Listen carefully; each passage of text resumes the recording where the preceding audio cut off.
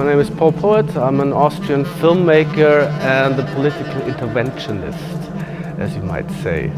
I like to teach people how to rebel and live against the grain.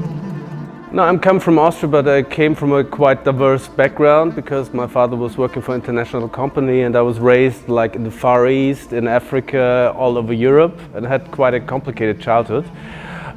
Because I was already witnessing a lot of violence and exploitation and like how capitalism takes apart the world and humanity. But I also was subjected to a lot of diversity regarding cultures. So Europe always had this fascination for me, besides coming from the heart of Europe, but as the point where all these diversities merge together and have to find a voice. As an artist, I always made films about self-empowerment and how individuals find their voice. And that through the diversity of Europe that normally gets forgotten. And also in democratic states, like people start to calculate, they go into statistics, but you have to give each individual life story its own voice in there. And you have to find a justice for each and everyone. And like my work as an artist is dedicated to give each of these persons their own meaning and worth. And a lot of problems that have arisen all over the world in the way nationalism develops is because people don't see a future, they don't see identity. And that's an important mission, especially for Europe, regarding all these thousands and thousands of years of identity making, to find a way to put it together.